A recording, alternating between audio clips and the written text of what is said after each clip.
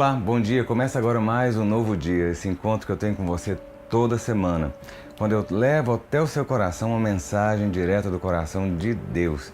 A gente passa dias bons, dias não tão bons. A cada manhã a gente tem uma incógnita, né? Uma caixa fechada de surpresas boas e não tão boas. Mas eu quero dizer a você que se você começar com Deus e perseverar com Ele, até nos momentos mais difíceis, você vai entender que Deus estará segurando sua mão. Então não desista da caminhada. Hoje foi mais um dia que Deus te deu de oportunidades. Aproveite cada uma delas. Sorria, chore, seja intenso. Mas saiba que a sua intensidade tem que ser voltada também para o amor e ligação sua com Deus. Isso vai fazer diferença no seu dia a dia. Bem, hoje eu termino a mensagem que eu comecei semana passada sobre Neemias. Neemias é alguém que a gente fala muito quando pensa em gestão, em administração, em como vencer obstáculos, coordenar a equipe e conseguir atingir um alvo. Mas Neemias tem algumas peculiaridades e ele tem também alguns detalhes que fazem diferença. E o detalhe maior na vida de Neemias não é apenas a técnica que ele tem de estruturar toda uma equipe para conquistar um projeto tão grandioso como foi reconstruir os muros de Jerusalém. Neemias fez tudo isso baseado e calcado e alicerçado em uma coisa, em oração. Durante todo o livro de Neemias, durante toda a história desse copeiro do rei Artaxerxes, você tem ele orando. Então eu digo a você nessa manhã, não desista, mas faça com que a sua caminhada seja regada e impulsionada sempre em oração. Faça como Neemias, porque você começando em oração, perseverando na oração e terminando na oração, Deus vai fazer com que a tua obra seja bem sucedida. E agora você fica com a mensagem. Eu quero convidar você a abrir a sua Bíblia em Neemias capítulo 6, verso 3. Enviei-lhes mensageiros a dizer: estou fazendo grande obra, de modo que não poderei descer. Por que cessaria a obra enquanto eu a deixasse e fosse ter convosco? Estou fazendo grande obra, de modo que não poderei descer. Neemias 6, 3. Dentro de uma corte naquela época, o fato de ser copeiro, ele gerava uma confiança e um relacionamento muito intenso com quem ele servia. Antes de o rei provar das suas iguarias e da sua bebida, Neemias tinha que fazê-lo, porque se alguém tinha que morrer, era Neemias e não o rei envenenado. De repente, seus irmãos vêm visitá-lo e ele fica sabendo que na sua cidade, na sua terra, o caos está implantado. Que caos é esse? Havia fome e Jerusalém estava destruída. Queridos, aí começa a saga de Neemias. Todos nós temos ou passamos por situações que não são as mais agradáveis. Mas Neemias começa com uma posição que, se nós aprendêssemos como Neemias, nós seríamos vencedores e reconstrutores, como Neemias o foi. Neemias, diante daquela situação, ele não saiu esbaforido, ele não saiu procurando A, B ou C, ele não foi se consultar com outras pessoas, ele não foi direto no chefe dele, que era o rei Artaxerxes, e falou assim: olha rei, está tudo destruído lá em Jerusalém, me manda para lá. Ele fechou a boca. Neemias cala a boca. Ele não sai falando com todo mundo. Ele não sai entregando o que está acontecendo. Meu filho, muitas vezes você está na luta. A luta é sua e você tem que procurar uma resolução para a sua luta, uma resposta, uma solução, um socorro. E não vai ser falando com A, B, C, D e E os seus problemas, que os seus problemas serão resolvidos. Porque quem está do seu lado às vezes está num problema igual ou pior do que o seu e não vai estar disposto a te ajudar. Neemias largou a vida dele na corte, largou o emprego dele. Ele podia falar assim: ó, não tem nada a ver com isso. Eu estou aqui bem, estou estabelecido, sou um alto funcionário público, tenho um DAS alto, eu estou com meu apartamento funcional, eu sirvo dentro do palácio, eu tenho tudo que eu tenho direito, eu tenho gratificação, eu tenho isso, tenho aquilo. Eu estou pouco me lixando o que está acontecendo lá. Mas não, havia uma determinação de alguém maior, que acima do rei ainda era maior. Neemias sabia quem era o Deus que ele servia. Neemias sabia que a obra era grande, porque grande era o Deus que o comissionou para aquela obra. Você acha que Deus colocou você para fazer não é importante? Às vezes você acha que você falar de Deus para alguém não é importante. Às vezes você acha que você fazer o bem a uma pessoa não é importante. Às vezes uma pessoa, meu filho, você veio a essa terra para alcançar uma pessoa só. Às vezes Deus te trouxe a esse mundo para você fazer a grande obra de ser um instrumento de Deus para uma pessoa. E o que é que isso importa, pastor? Com tantos milhões de pessoas aí, uma pessoa salva. Ela pode salvar milhares ou milhões. E às vezes você se sente tão menosprezado, desprezado, humilhado, fala assim, não, tão pouquinho que eu tenho para fazer, faça. Que às vezes o que você está fazendo vai alcançar milhões. Aí um dia você vai chegar no céu, a sua conta no banco do céu vai estar gigantesca. Fala assim, mas eu não fiz nada. Fez. Você fez exatamente o que Deus comissionou você a fazer, uma grande obra. Conhecer o dono da obra te dá a dimensão da obra do dono. Viu? Os inimigos começam ali a peitar, a falar. E eles começam a, de uma certa forma, tentar esmorecer Neemias de todo jeito. Porque depois que ele começa a obra, vem a resistência e a oposição. Meu filho, na sua vida sempre vai ter resistência ou oposição. Não duvide disso. E deixa a resistência, deixa a oposição, sabe? Ah, o diabo está atrás de mim. Meu filho, se preocupe no dia que o diabo estiver na sua frente. E quando ele estiver atrás, é porque ele não está conseguindo alcançar você.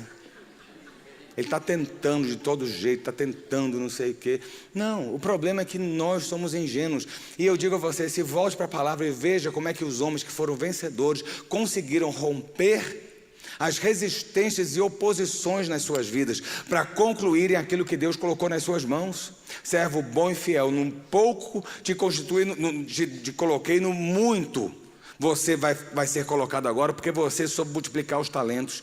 Deus colocou algo na sua mão que pode parecer desse tantinho, mas com o poder de Deus é igual fermento, faz levedar uma massa e fazer um pão gigante. Entendeu? Você já viu massa de pão? É um negócio desse tamanho, mas dá bandejas e mais bandejas e mais bandejas por causa do fermento, sabe? A mão de Deus na sua vida faz com que, se você for diligente naquilo que foi colocado na sua mão a fazer, a mão de Deus vai fazer prosperar o trabalho que você está sendo comissionado. Mas vai ter resistência. Essa resistência, primeiro, não era por conta de Neemias. Não é porque eles não gostam. Deixa eu dizer uma coisa, tem gente que não gosta de você. Tem gente que não suporta você, porque você tem gente que você também não suporta.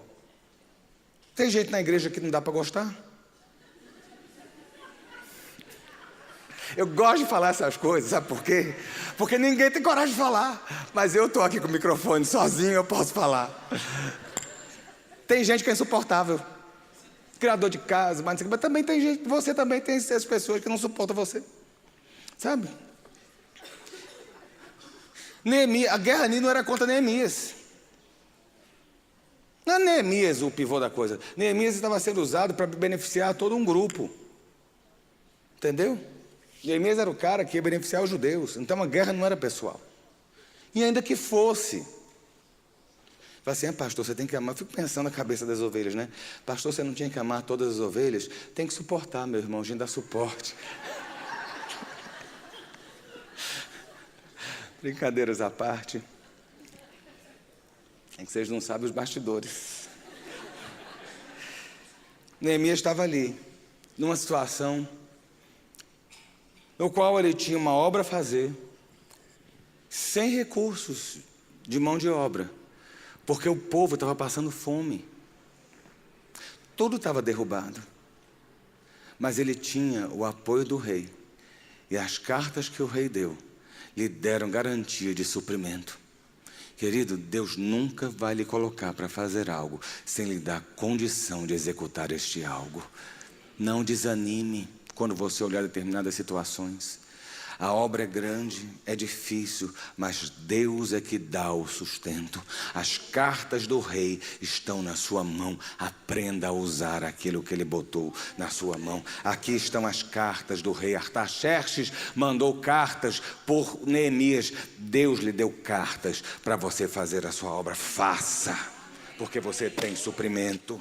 Você tem garantias, você tem armadura, você tem cobertura, você tem companhia, você não está só. Muitas vezes nós estamos achando que estamos fazendo a obra sozinho, mas Deus está conosco, levantando outras pessoas. Lembra Elias estava às vezes, Elias teve crise, achando que estava fazendo sozinho. Só sobrou eu, Deus. E Deus falou, não sobrou só você não. Sobraram o quê? Mais 7.000 lá também que estão guardados. Mais 7.000 profetas. E você às vezes que acha que está sozinho, você não anda sozinho. Deus levanta outras pessoas para estarem na batalha. E juntos nós somos mais fortes sempre.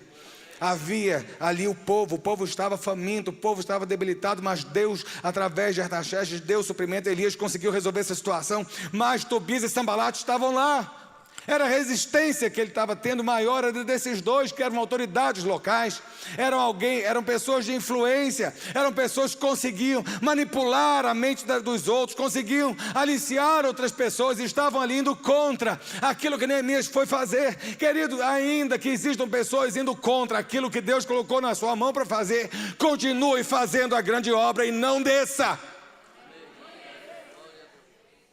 Não se rebaixe.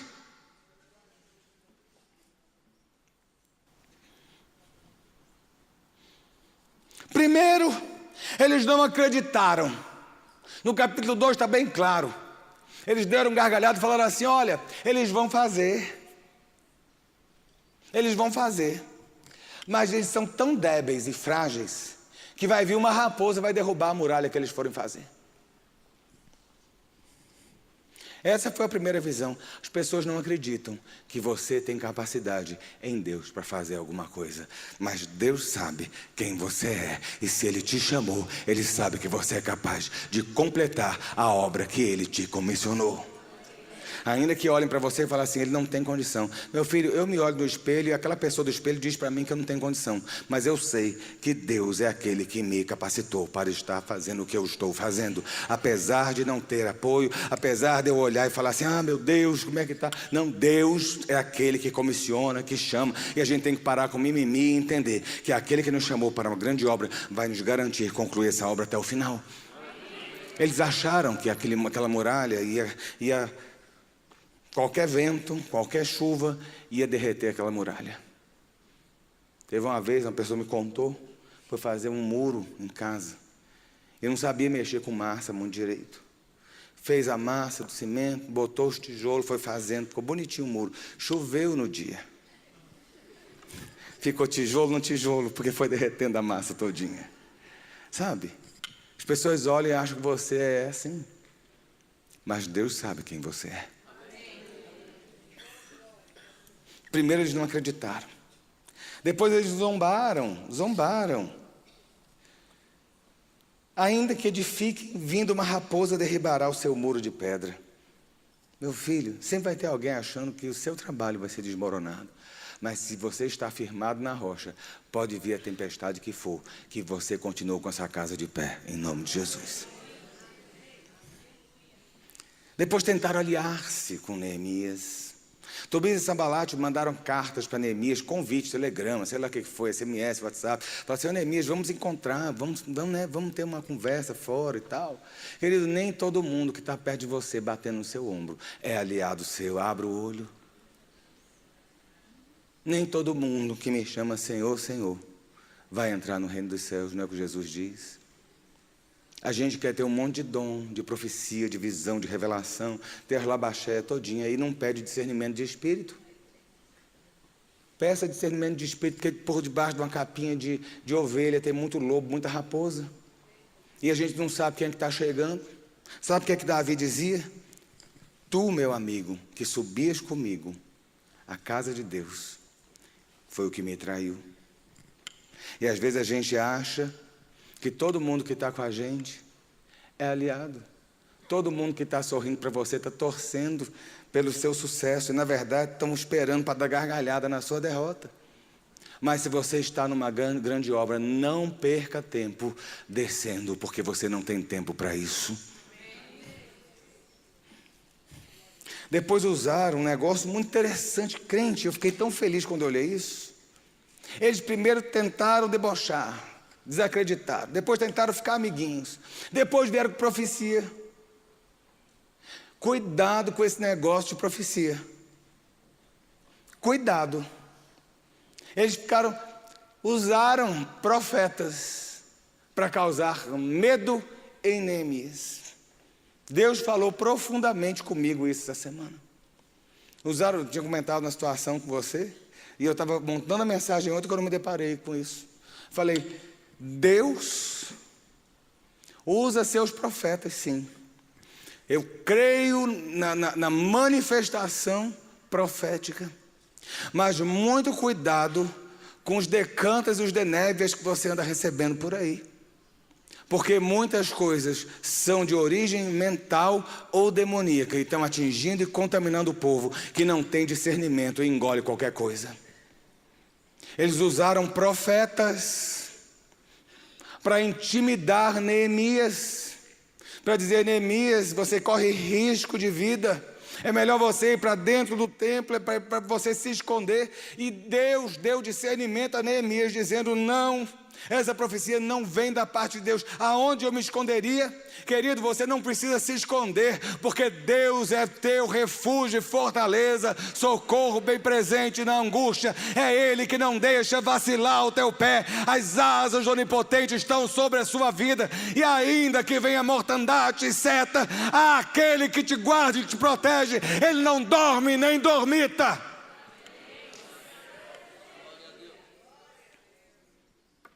Porque o diabo usa todas as formas possíveis para te paralisar.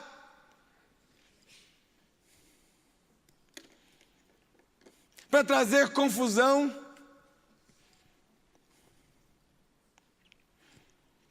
E depois, quando eles viram que nada dava certo, eles aliciaram gente para fazer um levante contra Neemias.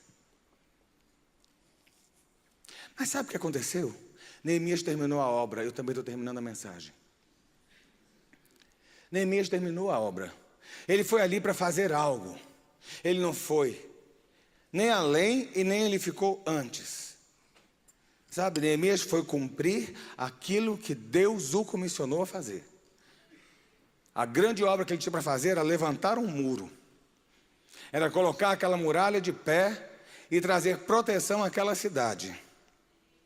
Era restabelecer a ordem naquela cidade. E foi isso que ele foi fazer. Querido, era um copeiro. Você acha que você não tem condição de fazer nada? Ele era um copeiro.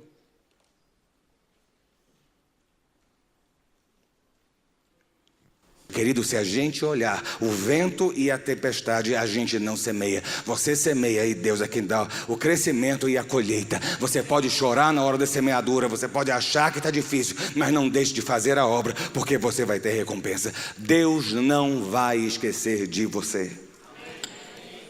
Neemias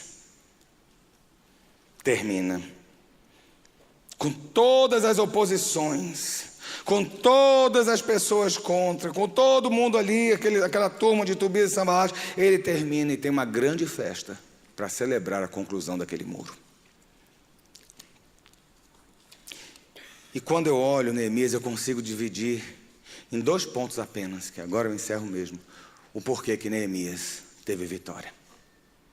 Primeiro, que ele tinha visão do que ele tinha para fazer. Você tem visão do que você tem para fazer? Você sabe o que é que Deus colocou na sua mão para você fazer? Ou você ainda não sabe ou você está em dúvida? Eu não sei qual é o meu ministério, eu acho que meu ministério é esse, eu acho que Deus me chamou para isso. Meu filho, vá buscar em Deus o que é que você tem para fazer. Deus não lhe colocou nessa terra para ser mais um. Deus lhe colocou nessa terra para implantar o reino. Qual é a sua posição diante do reino de Deus que Deus lhe comissionou para você implantar? Neemias teve foco. Ele sabia o que ele tinha que fazer. A minha cidade está destruída, a muralha de Jerusalém está derrubada, e eu tenho que ir naquela cidade reconstruí-la. Esse foi o primeiro ponto. E agora o último ponto. O segundo ponto do porquê Neemias foi vencedor. Tem uma situação só. Oração. Eu sei que está calor, que você está quase dormindo, e eu falei bem baixinho. Mas a outra perna que fez Neemias andar foi oração. As coisas são geradas no joelho. As batalhas são conquistadas primeiramente no joelho. E eu digo a você, Neemias sabia muito bem que diante dos inimigos ele não tinha que baixar a cabeça. Não abaixe a cabeça diante do inimigo. Você tem que resistir o inimigo e ele vai fugir de você. Esse é um ponto. Mas diante de Deus, você tem que se abaixar e botar a cara no pó, porque é se humilhando diante de Deus, que no tempo oportuno Deus vai te exaltar. Do primeiro instante que Neemias, do primeiro momento em que Neemias soube da situação de Israel, Neemias fez uma coisa só. Ele foi orar. Na hora que ele encontra Artaxerxes, e Artaxerxes começa a fazer perguntas a ele, ele não faz outra coisa que não seja orar antes de responder. Antes de fazer, antes de realizar, vá para o joelho, porque na oração você gera a bênção e a vitória de Deus na sua vida. Foi assim que Neemias fez, e cada vez que os seus inimigos se levantavam contra ele, ele não saía dando respostas e comprando briga com os seus inimigos. Ele olhava e falava: Deus, tu está vendo, fortalece a minha mão para o trabalho. Deus lhe colocou, Deus lhe pôs numa posição, não se rebaixe por causa do seu inimigo. Deus lhe levantou, não é Satanás que vai lhe baixar. Não abaixe a cabeça, levante a cabeça, mas diante de Deus, se prostre da autoridade, diante da autoridade maior que é a mão do Senhor. Se prostre diante dele, use o seu joelho como a mola que vai trazer a sua conquista. E muitas vezes nós não estamos sabendo, nós queremos fazer muitas coisas, nós queremos muitos atalhos, nós temos colocado muitos adereços na cruz, mas a cruz não tem adereço, o sangue não tem adereço. Há autoridade no nome, há poder no sangue, e a oração do justo pode muito nos seus efeitos. Entendeu? Ore, ore, ore e ore. Busque, porque você vai achar e será achado do Senhor. E no final, Neemias termina com uma oração. No capítulo 13, verso 30, ele diz: limpei-os, pois, de toda estrangeirice, e designei o serviço dos sacerdotes e dos levitas, cada um no seu mistério, como também o fornecimento de lenha em tempos determinados, bem como as primícias. E ele só faz uma singela oração. Queridos, às vezes eu tenho vontade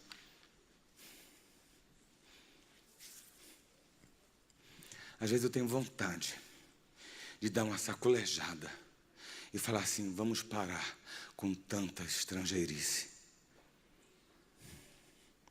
É tanta inovação, é tanto adereço, é tanto comando que Deus está dando, é tanto comando que o Espírito de Deus está dando, é tanta coisa que Deus está falando, que as pessoas esqueceram que está tudo aqui já falado e dito já há muito tempo.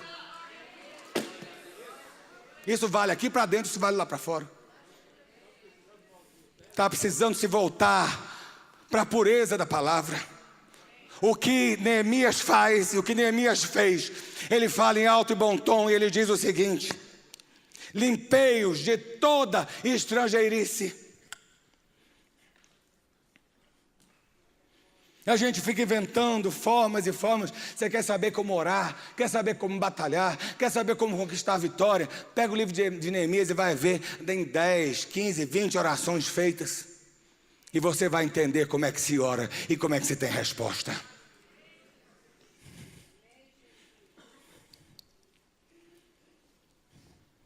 E eu digo a você, a última oração de Neemias no seu livro é: lembra-te de mim, meu Deus, para o meu bem.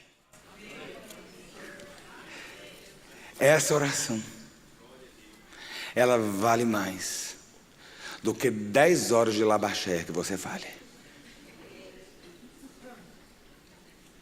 Pastor, o que é isso? Não é bom orar em língua? Tem que ter interpretação, né, filho?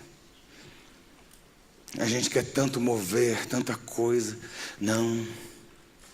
Eu fico muito feliz hoje quando eu fico vendo pessoas dizer que nós temos que ter uma reforma da reforma para nos voltarmos à palavra e à singeleza e à pureza do Evangelho, sem tantas coisas e adereços. A oração de Neemias, ela foi atendida. Lembra-te de mim, meu Deus, para o meu bem. –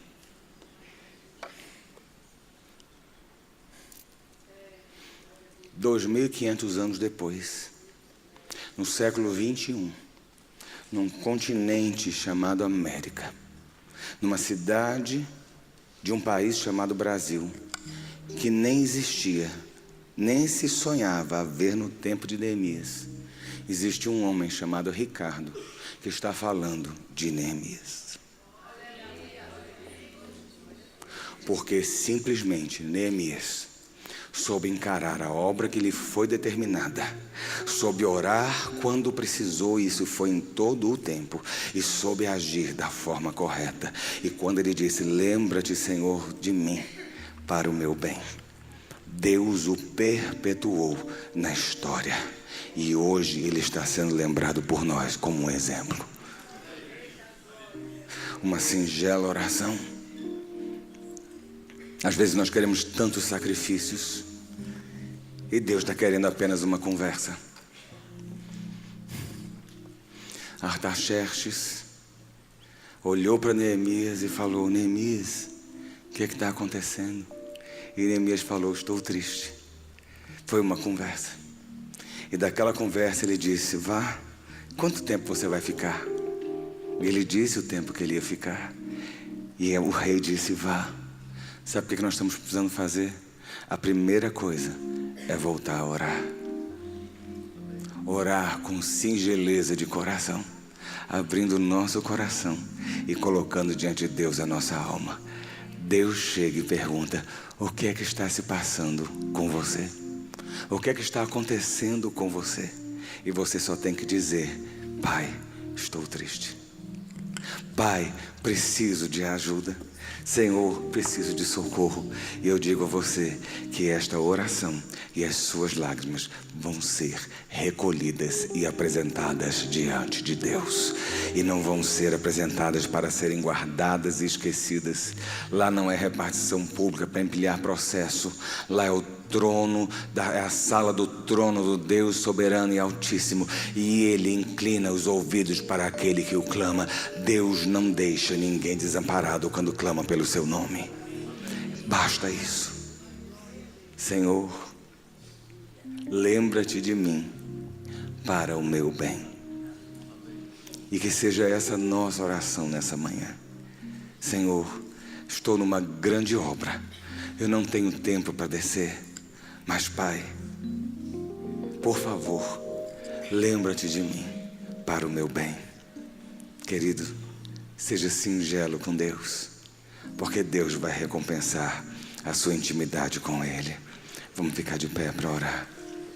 Eu te agradeço por ter acompanhado até aqui o nosso programa. Eu sei que Deus falou com você e vai continuar a falar. A Bíblia fala que os céus manifestam a glória de Deus e o firmamento anuncia a obra das suas mãos. Deixa Deus falar com você a cada instante. Bem, você pode contactar a gente pelas redes sociais. A gente está aberto e perto de você sempre. É sempre um prazer poder te servir e abençoar a sua vida. Então a gente fica por aqui até semana que vem, se Deus quiser. Até lá.